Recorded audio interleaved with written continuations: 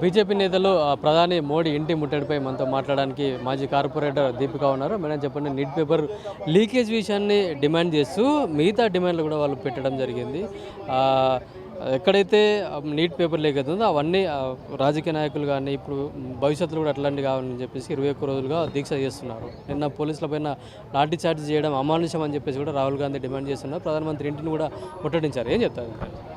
ఇది వాస్తవంగా neat paper leakage గురించి అయినుంటే ఇంత రచ్చ అయ్యేది కాదు. ఇది చిల్లర రాజకీయాలు చేస్తారు. కేవలం రాజకీయ కుట్ర కోసము నీట్ పేపర్ని అడ్డం పెట్టుకొని, నీట్ లీకేజ్ అడ్డం పెట్టుకొని, స్టూడెంట్స్ని అడ్డం పెట్టుకొని కొంతమంది బంగ్లాదేశ్, పాకిస్తాన్ తొత్తులు వాళ్ళ ఇన్ఫ్లుయెన్స్ అయ్యి ఇక్కడున్న మన యూత్ని మైండ్ మళ్లించడానికి చేస్తున్నారు. అంతేగాని నిజానికి వాళ్ళకు అంత చిత్తశుద్ధి ఉంటే మరి 60-70 సంవత్సరాల నుండి ఎన్నోసార్లు అయ్యింది. మరి పేపర్ లీకేజ్లో ఎందుకు స్పందించలేదు? అప్పుడు ఎందుకు నిద్రపోయినరు?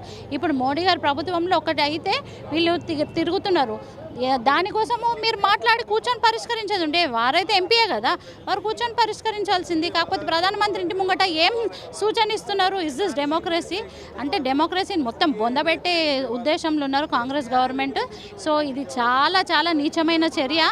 ఇది ఏం సమాజానికి అంటే యూత్ని అడ్డం పెట్టుకొని ఎటువంటి మెసేజ్ ఇస్తారో వాళ్ళకే తెలుస్తుంది. సో దీంతో డెఫినెట్గా బీజేపీకే ప్లస్ అవుతుంది. యూత్ కూడా ఏంటి అనేది ఒక క్లారిటీ వస్తుంది.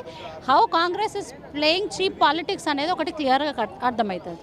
అంటే మీరు చీప్ పాలిటిక్స్ కాంగ్రెస్ చేస్తూ అంటున్నారు. కాంగ్రెస్ వాళ్ళు మాత్రం దేశంలో ఒక నియంతృత్వ ప్రభుత్వం నడుస్తుంది, అందరిని అణచివేస్తున్నారని చెప్పేసి వాళ్ళు అంటున్నారు.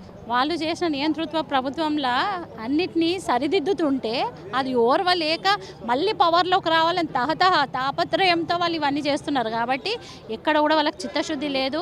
మొత్తం దేశం మీద చూసిన ఎక్కడ చూసినా కానీ భారతీయ జనతా పార్టీ జెండానే ఉంది. 2-3 రాష్ట్రాలలో వీటిలో కూడా డెఫినెట్గా కైవసం చేసుకుంటాం. ఇది కావాలని చిచ్చు రేపుతున్నారు. ఇది పొలిటికల్, ఇది కావాలనే చేస్తున్నారు. ఇది విద్యా వ్యవస్థలో కూడా ఆర్ఎస్ఎస్ చూడబడుతుంది. ఆర్ఎస్ఎస్ ప్రకారమే బీజేపీ నడుస్తుంది. వాళ్ళు చెప్పినట్టు కూడా విద్యా వ్యవస్థలో కూడా మార్పులు చేస్తున్నారని చెప్పేసి నిన్న ఆరోపించడం జరిగింది. కొంచెమన్నా సెన్స్ ఉండాలి మాట్లాడడానికి. ఆర్ఎస్ఎస్ అంటే ఏంది? మన రాష్ట్రీయ స్వయం సేవకులు మన దేశాన్ని రక్షణ కోసం ఎన్నో ఏళ్ల నుండి చేస్తున్నారు. వాళ్ళ మాట బీజేపీ ఎందుకు ఉంటుంది? సలహాలు సూచనలు తీసుకుంటారేమో కానీ it is not that they are not being lead.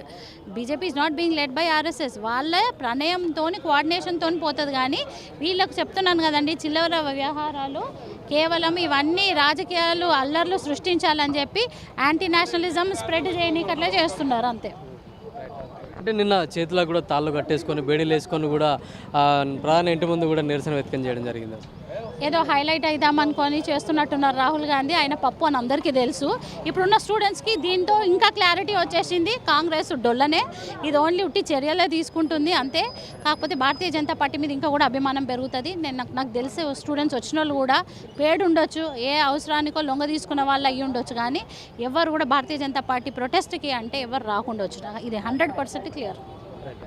అయితే కాంగ్రెస్ పార్టీ చేస్తున్న నిరసనలు కూడా దాంట్లో కేవలం నీట్ పరీక్షకు సంబంధించిన వాళ్ళు కూడా ఎవరు లేరు, వేరే డిమాండ్లు కూడా ముందుకు తీసుకొస్తున్నారు. ఇదంతా తగదని కూడా చెప్పేసి కూడా బీజేపీ నాయకులు అయితే డిమాండ్ చేస్తూ ఉన్నారు.